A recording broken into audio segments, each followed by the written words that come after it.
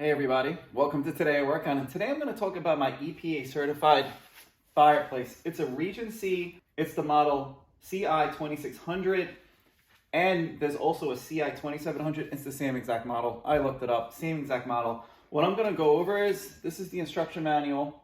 I'm going to go over how to properly get your fireplace up to temperature. When I first bought this fireplace, I tried to be stingy with it, and I burned this fireplace insert too low. It took me about 2 to 3 years of constant back and forth, trial and error to see how to properly work the fireplace. So there's a fine line. You either burn it too low or you burn it too hot and you kill the elements up here prematurely. You don't want that. And I'm gonna go over where you get the temperature. With your fireplace, you get this little Regency thermometer. And it's pretty nifty because I could really understand what the fire is doing in the moment. I really want to let you know this is not a fast process. It takes me about an hour to get the fire going the way I want it, to do it properly. It's way more complicated than I ever thought, and that's why I'm doing this video. So let me stop talking and let me get into how I light up this fireplace. What I use for this fireplace is these fire starters. The first year, I went through 2 of these boxes. I was so inefficient with this fireplace. It was horrible. Now, I've had this box for almost 2 years, and look how much I still have left in it. I really narrowed down how to get this fire going really, really well. The second tool you need is this. You need a torch. Messing around with these little dinky fire starters, this one doesn't even work. Garbage, throw it out. No one needs it. So that's the tools that we need. Next up, we'll get this fire going. Let's talk about what we're looking at. Right now, we're looking at a fire starter, and then we're looking at some ashes that I have on the bottom.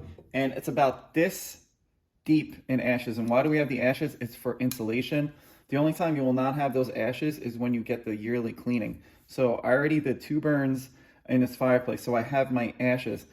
So secondly, you see this fire starter right here? I'm going to start that up right now. And the reason why is right now it's 40 degrees outside and it's 70 degrees inside. So what's happening is it's a backdraft right now, which I need to stop. So heat rises, and once the heat rises, we'll have a good flow. If I don't do this step, what's going to happen is, and you'll find out if you do it, you're going to get smoke in your house. So let's start it with the torch.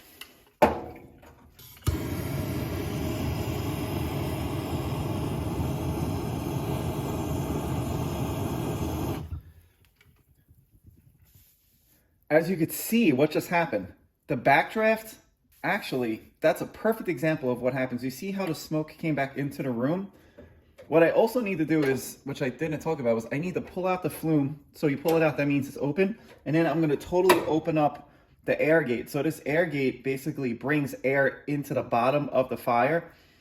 And then obviously it goes through the chimney. So let this work for a second. Let me hit it again and make sure that we have something that starts. But also, let's take a look at, you see the embers? That's why having that little bit of ash on the bottom works out really well. So let's start it up again.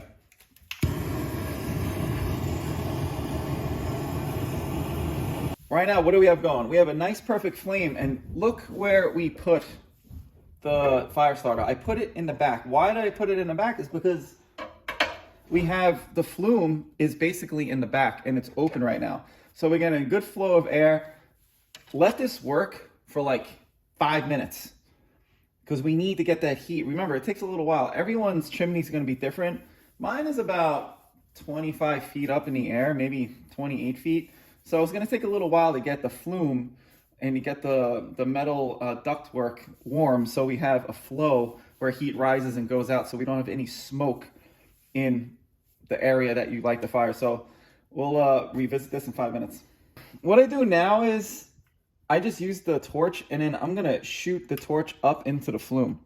I know these are like really weird steps, but through trial and error over the years, this is what I've found to really work. So I'm gonna do that for like 30 seconds to a minute.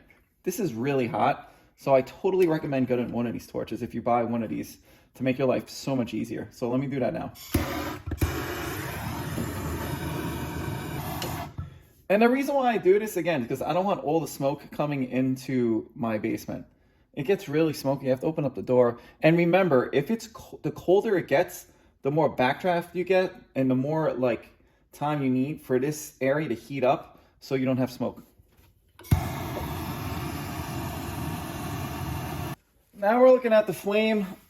I'm gonna test out one little piece of wood and see if I get smoke. If I get smoke, that means I need to let the fire go more. So let's see what happens. You see what happened there? I had a little bit of a backdraft. So let's see what happens. Actually, what I'm gonna do is I'm gonna close the door and see if I can get some, just not lock it, just close it like this and let the fire work. I might get a little smoke, which is fine. You see, look, I'm still getting smoke. So you know what that means? That means I'm not ready yet. So look what happened. I need to heat up more. So I'm gonna get rid of the wood. I'm gonna put it right here. And I'm gonna close this door. And I'm gonna let, hopefully, the smoke goes up. But right now, again, you can see, I totally lost my flame. If I'm still getting smoke, I take the torch and I just light up the pieces of wood. And why am I doing that? It's because it's smoke, it's so hot that I'm not getting smoke. And the reason why I'm getting some smoke right now is because my wood is not 100% weathered. I still need like another month for it to weather. So as you can see now, that flame is so hot that I'm getting this air coming in and I'm getting that hot air going out through the chimney. So now it's starting to work a little bit. And what I'm gonna do is I'm gonna throw in another piece of wood.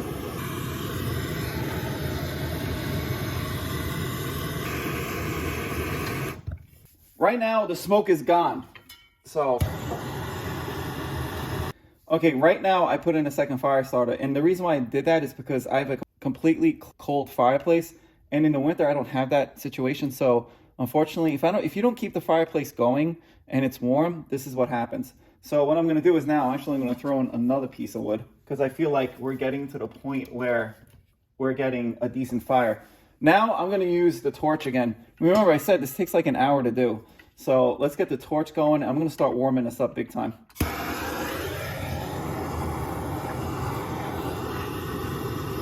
As you can see, we have almost 90 degrees and we're climbing. And we're gonna start climbing like crazy. I usually let the torch run for about a minute right now to start getting some wood getting really hot because I need to help it out a little bit. We have a beautiful fire going right now. This is great. We just hit over 100 degrees and you can see all the smoke now is not coming into the basement. It is going up through the flume. So I'm gonna let this run open for another 5 minutes and I'm about 15 minutes in right now. And like I said, in another few minutes, I'm gonna actually just close the door and we're gonna let some heat really build in this fireplace box.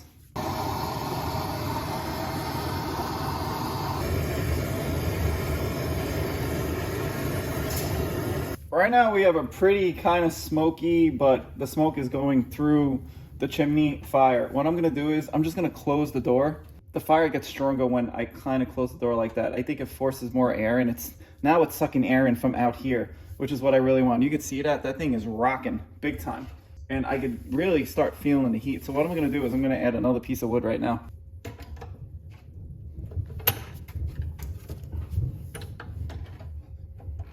I'm adding 2 more pieces of wood. I wanna fill up this fireplace box right now. And I wanna show you something. You see right there's that little box. I try to keep that as open as possible so you get a good flow because that's where the oxygen comes in on this lever. So let me close the door again, just close it slightly like that. You can see the fire just like took off again. So that's what we want. So I'm gonna work this for another 5 minutes and you can see this temperature is rising like crazy right now. So this is what you wanna see at this point. I'm about 25 minutes in. Once this hits about 600 degrees, I'm probably just gonna close the door and latch it lightly. So we have another 300 degrees to go. You know when the fire's starting to rip is when you see the door start moving like that. That's what we want to see. We just hit 500 degrees. I'm gonna let it get to 700 and then I'm gonna close the door. At this point in the fire, the air damper, the primary air damper is still wide open and my flume is still wide open. We slowed down a little bit. Now what I want to do is I'm gonna close the door and I'm gonna latch it shut. And now let's see what happens. See, now we're losing a little bit of temperature. That's why I went so high to 650. So I learned this over the years. So we're probably gonna drop down a little bit, which is fine because the fire's so hot. I'm slowly gonna start closing the damper just a little bit. I go about 3/8 of a way in, and what's gonna happen is, this is probably gonna get down to like 500, but then it's gonna start rising. I'm at 706 degrees and rising. This is the first time I put in like an actual big piece of wood. So I'm gonna open up the flume all the way and I'm gonna let it work for a minute so I don't get any kind of, I might get a little bit of smoke. Let's see what happens. All right, so I got a little bit of smoke, that's fine, it's gonna go away. That's just the nature of the beast. Now I'm gonna throw in 2 more pieces of wood because I want this fire to get really, really going. Let me poke it in a little bit. And when you put in the wood, you wanna like give little air gaps so you don't have a flame out. So I'm gonna move it around a little bit. There you go, that'll work. There you go, that's really nice, perfect. So let that, you can see now all the smoke is just leaving. I'm good. So we're gonna close it again. And what I'm gonna do is, I'm not gonna close the flume right this second. I'm gonna let the new wood get some really intense heat. And in about a minute, I'm gonna close it. I'm gonna let it do its thing. Because look what happened. When I closed it, it went back down to 534 degrees. So you'll see once I close the flume, the temperature is gonna rise big time. Let's see what happens. So I closed the flume too early. Then if you see this, open the flume back up. That means those 2 big pieces of wood really extinguished the fire, and you don't want that. So open it back up, and actually, let's open up the door a little bit to get more oxygen in there. You can see how it's just like, the fire is now really picking up big time. So even though this is going down, that's fine. The actual fire is going up more. It's just a game you have to play, and I'm just showing everyone how this all works. Like I said, it took me years to figure it out. So we'll see what happens in about, I'm gonna wait 2 more minutes, and then I'm gonna close everything up and let's see what happens. 2 or 3 minutes later, I'm still here. Let's turn on the thermometer, and we're at 581 and rising. So what I'm gonna do now is I'm gonna close the door again, and it should be rising. And then I'm gonna close the flume again, and we're still rising. So that's good news. That means those 2 pieces of wood are now hot enough where we have rising temperatures. I'm gonna walk away. I need to walk away because I've been in front of this whole situation. It's almost, what, 40 minutes now? I will look on my timestamps to see how long I've been in front of this, but we're almost ready to completely walk away from it and let it start blowing some nice hot air in the basement.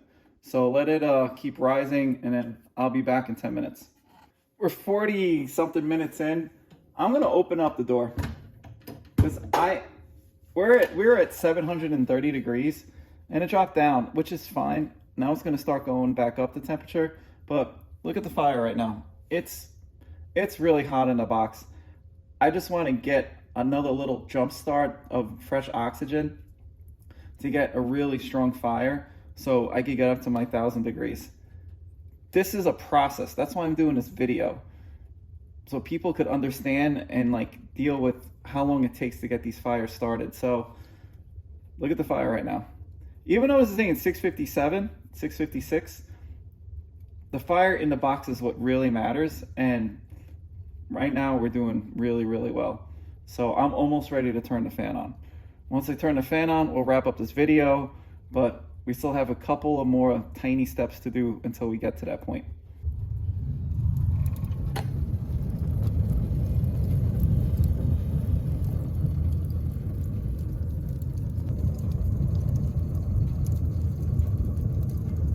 The fire's ripping because there's a ton of oxygen in there. I'm gonna close the door. First, let's look at the temperature. Oh. 803 and rising. This thing's a steamer. So that's what we want.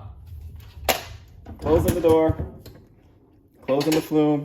I'm still keeping this completely open, which is the air damper. And now look at that flame. That's the money shot right there. That's what life's about. Look at us rise. So this is now, fireplace is set. I'm gonna wait until, like I said, we hit 1,000 degrees, and I'm gonna turn the fan on low. So it hit 924 and it's going down a little bit, which is fine. It's almost at 1,000 degrees. I'm gonna turn on the fan right now. And I put it on, right now it's on manual, and I put it on low. So you're gonna see, because the fan is working and it's bringing in cooler air, the temperature's gonna go down a little bit, it's fine. It's probably gonna go down to around 700 degrees, which is fine, and it's probably gonna build up from 700 degrees. Lastly, you know what, I'm looking at my temperature. I'm at 773 degrees and climbing, which is what I want. My system has an auto and a manual, like I'll just show you right now. It takes a little while for the auto to kick in. When it gets super, super hot like it is now, it'll probably run for 30 minutes. Let me try it right now. Let's see if it goes, if it's so hot that auto works. See, I went to auto, and I'll put the fan on high for you so you can hear it. Right now it's on manual, but if I turn it on auto, for some reason, the auto mode inside this fireplace is saying it's not ready yet to be on auto. That means it's not hot enough. So I'm gonna turn it back on manual and turn it back on low, and then I'm probably gonna have to wait another 30 minutes to an hour and then turn it on auto, and then in the morning, the auto will shut off the fan when it's not hot enough, and I'll be able to continually run the fireplace, and it's way more efficient.